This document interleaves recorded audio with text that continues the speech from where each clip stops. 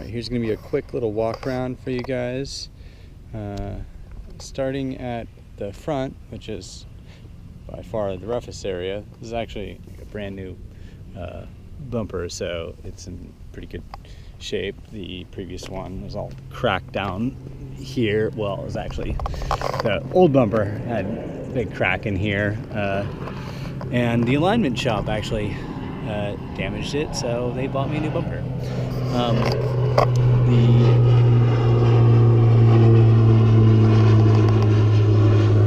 Excuse the plane flying overhead.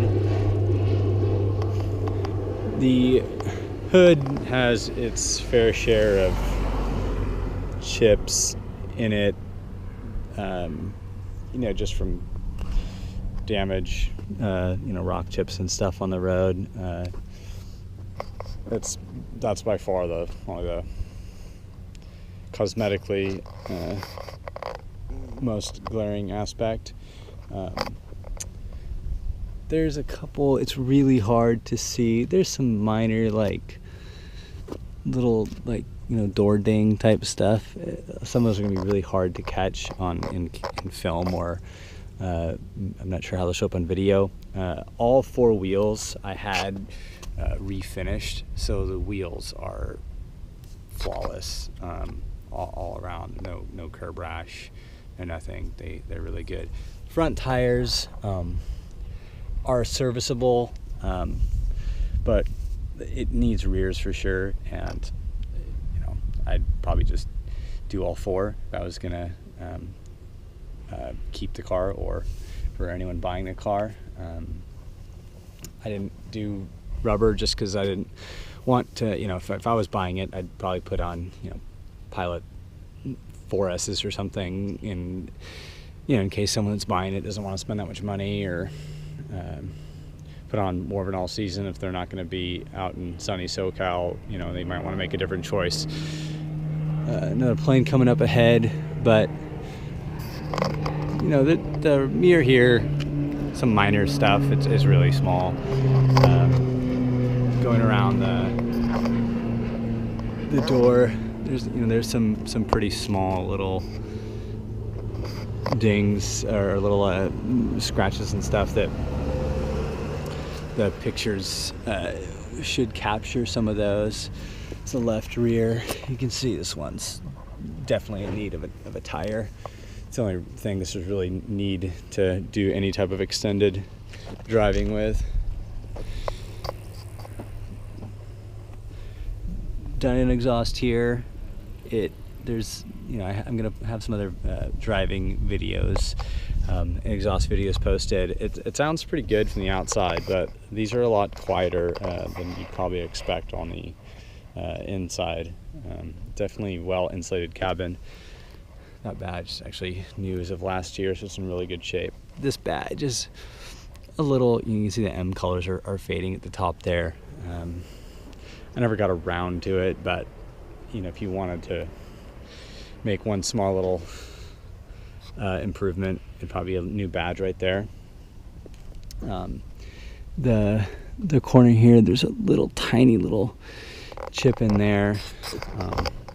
This is probably the worst scratch right here. It's again, depending on the light, it's almost hard to see it. One of the benefits I think of this color, but there's a scratch there. It looks like someone, I don't know if they keyed it at one point. It's deep. I mean, deeper than basically anything other than a full paint job would, or painting the panel would fix, which to me just isn't worth it for a scratch that's somewhat hard to see unless you're right there up close to it in person. Again, left or right rear again needs rubber, but wheel itself is immaculate. There's another, this fender this one's a little more noticeable, has some scratches right there. There's a little chip there, little chip here. All in all, they're pretty minor. Again, little one right there. It's the kind of car, from 10-15 feet away you wouldn't notice anything. Right front, again, perfect wheel.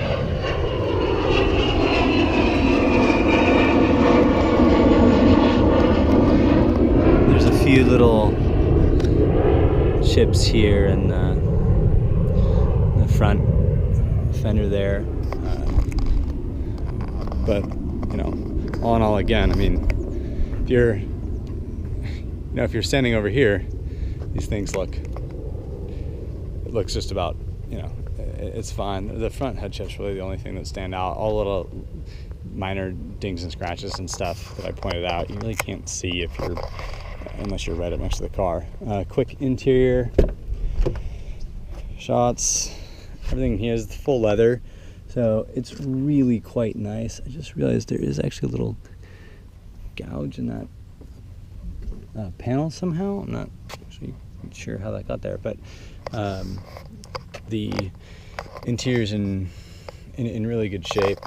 The bolsters, a little wear on here. I'll go through with a, like a little leather like dye type thing and repolish those up every once in a while, but no holes or cracks through the leather yet. They're in reasonably good shape. The whole, so because it's full leather, full leather dash, leather sun visors, all that's in great shape. I mean, all this is stitched leather, all looking really good. There's some like bleed, LED bleed, like in this screen. I updated this to the 16.9 screen with a Mark III nav unit. I don't use it for navigation. I put in a ground Bluetooth, so which works fine. And since that's all I really use the screen for, I haven't bothered putting in a new screen since the map is pretty far beyond what you can just get off your phone these days.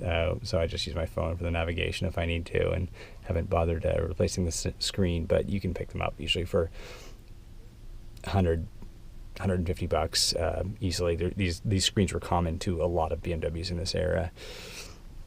ZHP shift knob here, I put this on myself, so it's newer and in great shape.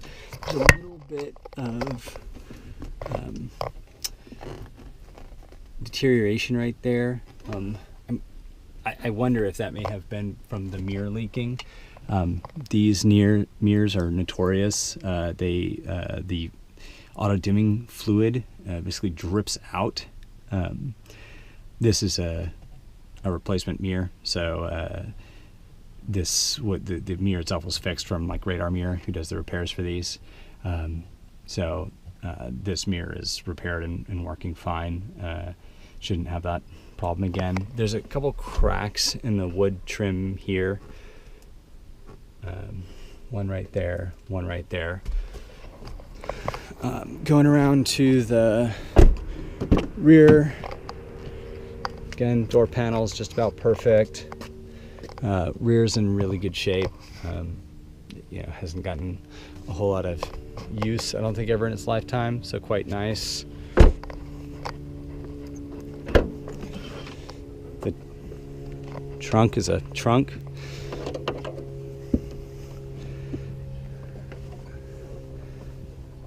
I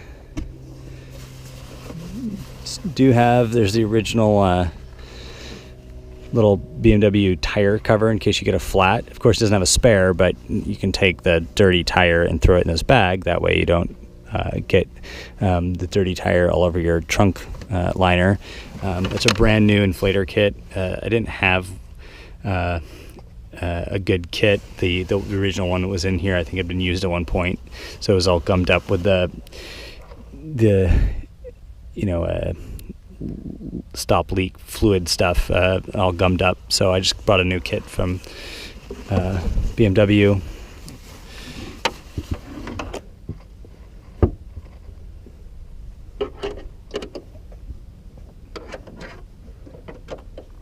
There are a couple tools missing in here. I had purchased everything I could find for the pieces that were missing, but there's just a couple things that are missing out of the kit. I don't know if anyone uses those but if I was keeping it, I'd probably eventually complete it. The rear gas cap, I forgot to point this out, does have some minor bubbling there. If you're not familiar, it's a really common point on these cars because of the design. It just doesn't allow the water to leak out anywhere. So when it rains and whatnot, it'll just kind of accumulate right there. So you can see there's like probably some surface rust there. It was never to the point that I felt it was worth cleaning up, but some people do go through here, sand it off, do Rust-Oleum, and repair that small little area. I mean, this is a California car, so corrosion isn't something you typically worry about in these, but that's something that I think no matter where you're at is somewhat common to see. Passenger side rear, again, good shape here. Door panels, perfect. Again, these are all leather door panels, in great shape.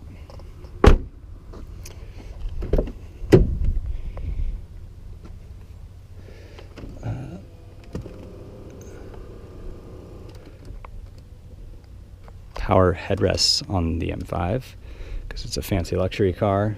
Power squab adjustment, everything. All the seats work perfectly. Floor mats are less than a year old. I got new mats as soon as I got this car. Again, leather. Even the glove box is leather. Great shape. Manuals are sitting at home that I had taken pictures of. Otherwise, it would be in there. Another small crack right there in the wood trim.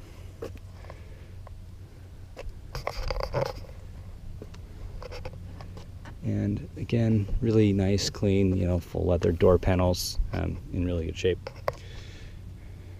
All right, folks, there's your detailed and probably too long walk around of the M5. But for any prospective buyers, hopefully that gives you a good idea of what to expect with this car.